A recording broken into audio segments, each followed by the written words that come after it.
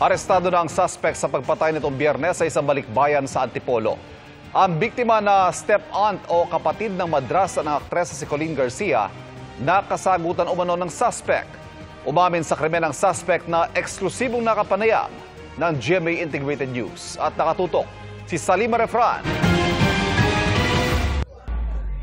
Kakukubra lang ng sahod ng construction worker na si Art Tondo nang arestuhin ang pinagsanib na puwersa ng Antipolo at Mandaluyong Police sa Barangay Edition Hills, Mandaluyong City. Si Tondo ang suspect sa pagpatay sa bagong uwing OFW na si Canis Minica Seming. Nahuli ka pang suspect na umaalis sa crime scene sa Antipolo. Para siyang normal eh. Nung hinuli siya, wala siyang there's no sense of remorse during his arrest. Wala siyang remorse or kumuha pa siya ng sahod niya. Yun. So, parang walang nangyari. Nakuha rin ng Antipolo Police ang murder weapon na army knife na itinapon sa imburnal malapit sa bahay ng biktima. Base sa autopsy, 26 na saksak ang natamo ng biktima.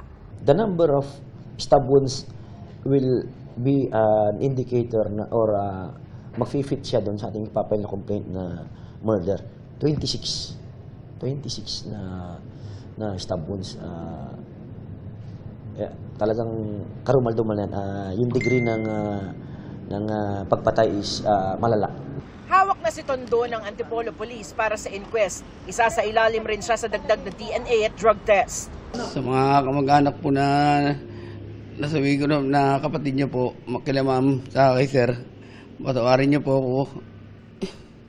Gulong-gulo po kasi yung isip ko noon. Nagkasagutan po kami. Pinapalabas po ako ni biktima. Lasing po ako noon nung mga time na yan.